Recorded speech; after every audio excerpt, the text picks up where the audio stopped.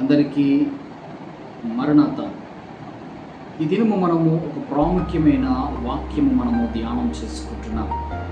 ఆ వాక్య గ్రంథము మనము చాలా జాగ్రత్తగా మనము చదివినట్లయితే దేవుడు ఈ దినమును మనతో ఒక చాలా స్పష్టమైన ఒక మాటను మనకు దేవుడు అనుగ్రహిస్తున్నాడు.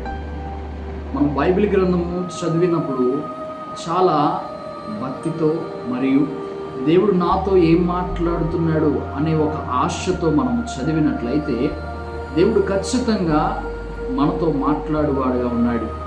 ఇప్పుడు దేని బిడ్డలారా జ్ఞాపకం చేసుకునండి, బైబిల్ గ్రంథము చాలాసార్లు మనము అనుదినము మనము చదువుతాం, కానీ వాక్యములో ఉన్న సారాంశమును వచనము వెంబడి వచనము మనము అర్థము చేసుకునక చదువుకుంటూ మనం వెళ్ళిపోతాం.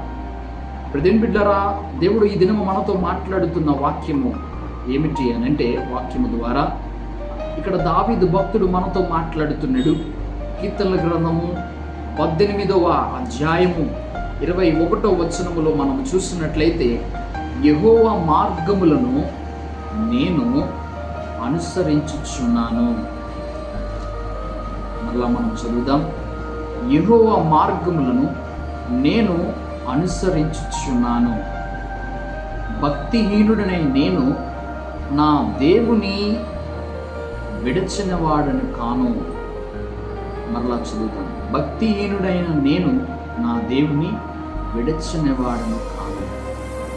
ఏం బిడ్డలారా, దావీదు భక్తుడు మనతో మాట్లాడుతున్నాడు. ఈ కీర్తనల గ్రంథము ద్వారా దేవుడు చెబుతున్న మాట ఏమిటి అని అంటే, మనము చాలా వాక్యములు వింటాం, ప్రసంగములు వెంబడి ప్రసంగాలు మనం వింటాం, కానీ విని ఏమి ప్రయోజనము, వినడం ద్వారా మనకేమిటి లాభము అంటే, ఈ వినడము ద్వారా దేవుని యొక్క ఆజ్ఞ అనేది మనకు అర్థమవుతుంది. నేను నా దేవుడిని విడచని వాడిని కాను, ఎలాంటి పరిస్థితులైనా నా దేవుడిని నేను విడవను అని దావీదు చెబుతున్నాడు. ఈ దినాన్న నువ్వు ఆ మాట చెప్పగలుగుతున్నావా?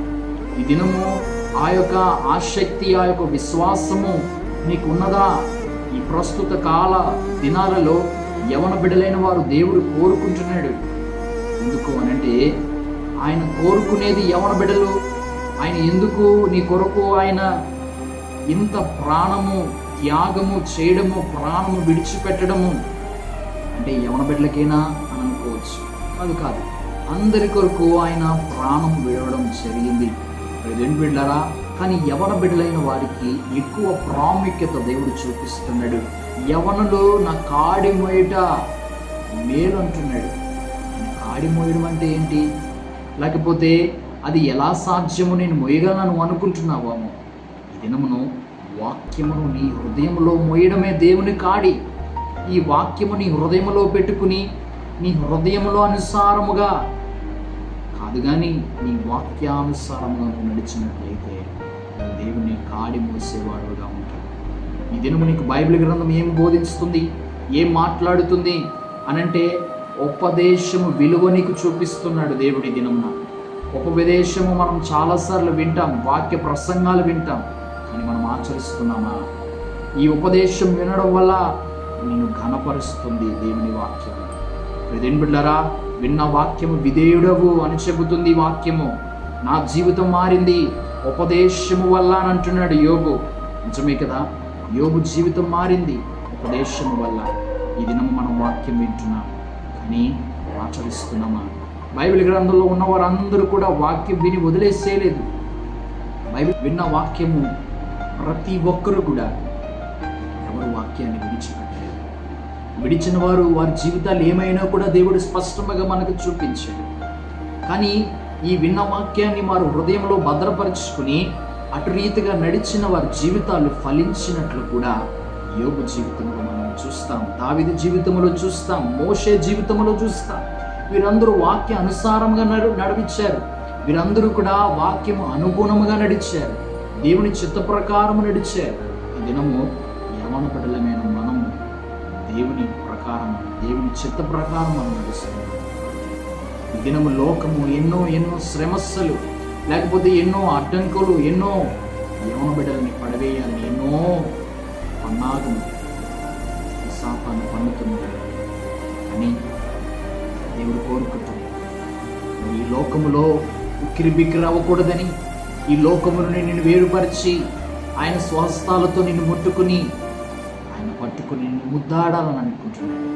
ఎందుకు ఈ సమస్య వస్తుంది? ఎందుకు నీకు ఈ బాధ, ఈ చింత అంటే లోకంలో నువ్వు ఉండడం వల్ల, లోకపు ఆలోచనలు కలిగి ఉండడం, లోకంలో నువ్వు జీవించుతున్నంత కాలము లోకము వైపే చూస్తున్నావు కానీ దేవుని వైపు నువ్వు చూడలేకపోవడం వల్ల ఈ దినము నీకు సమస్య అనేది వస్తుంది. నువ్వు అనుకోవచ్చు, దేవుని చూస్తే సమస్యలు రావా అంటే వస్తాయి. సమస్య అనేది నిన్ను మెరుపు దిద్దడానికే దేవుడు పెట్టేది. మరి ఆ సమస్యలు ఎందుకు వస్తున్నాయి అంటే దేవునిలో నువ్వు ఎంతగా నిలబడతావు, దేవునికి ఎంతగా నువ్వు విధేయుడు అవుతావు అనేది. దేవుడు ఒక ముళ్ళని పెడతాడు. ఎప్పుడు కూడా నీకు సమస్య పెట్టాడు అని అంటే, శ్రమ అనేది నీకు పెట్టి ఉన్నాడంటే అది నువ్వు భరించగలవనే అర్థం. భరించలేకపోతే ఏమాత్రము కూడా నీకు శ్రమ అనేది తీసుకుని రాడు. దేవుని బిడ్డలారా, యవన కాలంలో మనం ఉన్నాం, యవన జీవితము మనం గడుపుతున్నాం. ఈ యవనం మరలా మనకి తిరిగి రమ్మన్నా రానట్టు జీవితం యవన కాల జీవితం. కానీ ఈ దినము నువ్వు దేవునికి అప్పచెప్పు, విలువైనదిగా దేవునికి ఇవ్వి నీ యవన జీవితాన్ని. ఆయన మధురముగా మారుస్తాడు, సుందరముగా మారుస్తాడు. దేవుని బిడ్డలారా, జ్ఞాపకం చేసుకునండి. మత్తయి సువార్త 23వ అధ్యాయం 23లో చూస్తే విశ్వాసం అనేది విడిచిపెట్టకూడదని వాక్యం మనము చూస్తాము. నీ విశ్వాసము పోగొట్టుకోకని హెబ్రీ గ్రంథము 12వ అధ్యాయము 1లో మనము చూస్తాము. నీ విశ్వాసము పోగొట్టుకోనుకో. దేవుని బిడ్డలారా, మన విశ్వాసము నిలబడుతుందా లేకపోతే కూలిపోతుందా? విశ్వాసములో మనం నిలబడుతున్నామా? చిన్న సమస్య వస్తే మన విశ్వాసములో నిలబడలేక పడిపోయే స్థితిలో మనం ఉంటున్నాం. ఎందుకోనండి? వాక్యము మన హృదయంలో లేకపోవడం, సరైన ప్రార్థన మనం చేయకపోవడం ద్వారా, అనుదినము దివారాత్రములు వాక్యము ధ్యానించాలి. అటువాడు ధన్యుడు అని అంటున్నాడు దేవుడు వాక్యం. దేవుని బిడ్డలారా, దేవుడు మాట్లాడుతున్న మాటలు ఈ దినము నువ్వేం కోరుకుంటున్నావు? దేవుని యొద్దను లేదా లోకము యొద్దను నువ్వేం కోరుకుంటున్నావు? దేవుని బిడ్డలారా, దేవుడు నీ కొరకు అనేకం ఇవ్వడానికి సిద్ధముగా ఉన్నాడు. నువ్వు లోకము వైపు చూసి పొందుకోవడానికి సిద్ధపడుతున్నావు కానీ నువ్వు పొందుకోలేవు. దేవుడు నీకు ఇవ్వడానికి సిద్ధపడుతున్నప్పుడు ఇంకా నువ్వు లోకం నుంచి పొందుకోవాల్సిన ఆశ అనేది కొట్టివేసేసుకోవాలి. దేవుని బిడ్డలారా, జ్ఞాపకం చేసుకోండి. నీ ఇంటి వారే విశ్వాసంలో నిన్ను చెరిపివేయడం జరుగుతుంది. అలాంటి పరిస్థితులు రాబోతున్నాయి రానున్న దినాల్లో. గనుక గట్టిగా విశ్వాసం అనే కాడి మనం పట్టుకోవాలి. ప్రార్థన జీవితము మనం కలిగి ఉండాలి. ఆదివారం నిర్లక్ష్యం అనేది మనం చేయకూడదు. పేదవారా, విశ్వాసంలో నిలబడు. సంఘ ప్రారంభం నుండి ముగింపు వరకు ప్రార్థనలు నువ్వు ఎప్పుడైతే పాల్గొంటావో తప్పకుండా నీ పనిలో కూడా ప్రారంభము నుండి ముగింపు వరకు ఆయన నీకు తోడుగా ఉంటాడు. నిజము ప్రియమైన దేవుడు నీకు తోడై ఉంటున్నాడు.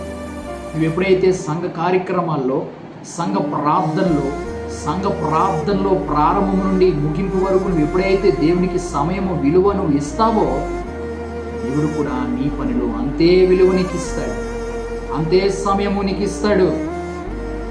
ఇంకా ఈ దినము నుండి దేవుని వైపు చూడు, నీ విశ్వాసాన్ని పట్టుకో. దావీదు అంటున్నాడు, నేను దేవుని మరచిపోను, ఇంకెన్నడూ నేను దేవుని విడిచిపెట్టకుండా ఉండను, ఆయన పట్టుకునే ఉంటానని దావీదు సెలవిస్తున్నాడు. నువ్వు పట్టుకునే ఆశ నీకుందా? ముట్టుకోవాలని ఆశ నీకుందా? ఆయన చూడాలని ఆశ నీకుందా?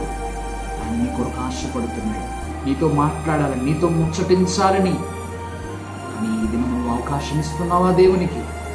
నువ్వు దేవుని దగ్గరికి రా, ఆయన వైపు చూడు, విశ్వాసములో నిలబడు, విన్న వాక్యాన్ని హృదయంలో భద్రపరుచుకుని వాక్యానుసారముగా నువ్వు నడువు. తప్పకుండా దేవుడు గొప్ప మేలు నీకు చేయనే ఉన్నాడు. అలాంటి గొప్ప ధన్యత ఇప్పుడు వచ్చిన మనెల్లరికీ అనుగ్రహించునుగాక. ఆమె ప్రార్థన చేసుకున్నాం. మహాపరిశుద్ధుడ, మహాగణుడ, దేవానికి కోట్లాని కోట్ల స్తోత్రములు. యవన ప్రాయంలో మేమున్నాం, యవన జీవితము కలిగి మేమున్నాం దేవా. అయా, విన్న వాక్యాన్ని మా హృదయంలో భద్రపరుచుకుని అయా నాయనా నీ వాక్యానుసారముగా ముందుకు కొనసాగే భాగ్యము మాకు దయచేయండి. అయా నాయనా తండ్రి, దావీదు పట్టుకున్నాడు నిన్ను, మోషే పట్టుకున్నారు నిన్ను ప్రభు. అయా నాయనా తండ్రి ప్రభు, అనేక బైబిల్ గ్రంథంలో అనేకమైన వారు పట్టుకున్నారు.